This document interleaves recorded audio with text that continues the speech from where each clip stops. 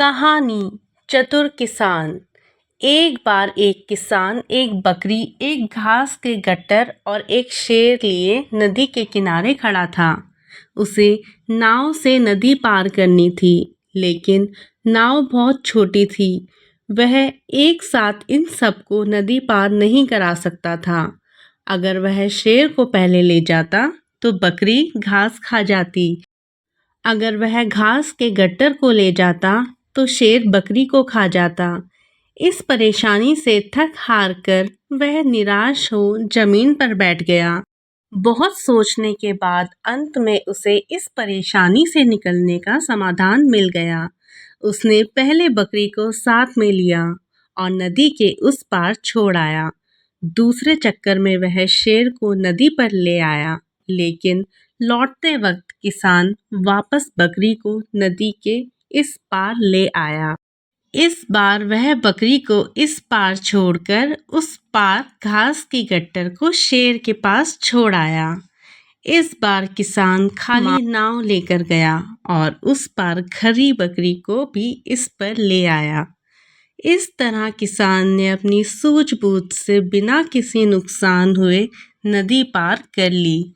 इस कहानी से हमें यह सीख मिलती है कि धैर्य और समझदारी से कठिन कार्य भी आसानी से किया जा सकता है।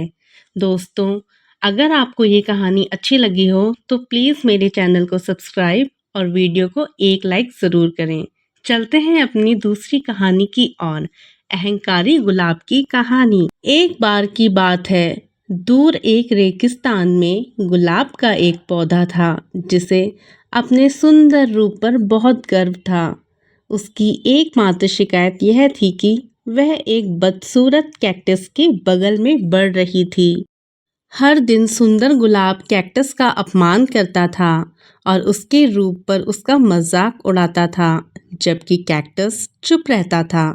आसपास के अन्य सभी पौधों ने गुलाब को समझाने की कोशिश की, लेकिन वह भी अपने ही रूप से प्रभावित थी।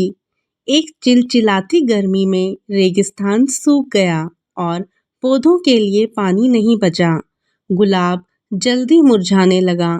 उसकी सुंदर पंखुड़ियां सूख गई।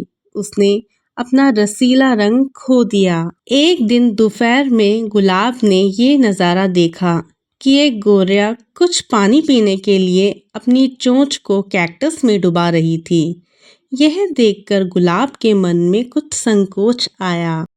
हालांकि शर्म आ रही थी, फिर भी गुलाब ने कैक्टस से पूछा कि क्या उसे कुछ पानी मिल सकता है। इसके जवाब में दयालु कैक्टस आसानी से सहमत हो गया। गुलाब को अपनी गलती का एहसास हुआ। फिर दोनों ने गर्मी से पार पाने के लिए एक दूसरे की मदद करी। इस कहानी से हमें यह सीख मिलती है कि किसी को भी उसके रूप से नहीं आंकना चाहिए। कोई भी कभी भी आपके काम आ सकता है। दोस्तों, अगर आपको कहानी अच्छी लगी हो तो प्लीज़ मेरे चैनल को सब्सक्राइब और वीडियो को एक लाइक करना ना भूलिए और जल्दी से मेरे चैनल में 1000 सब्सक्राइब करवा दीजिए। धन्यवाद।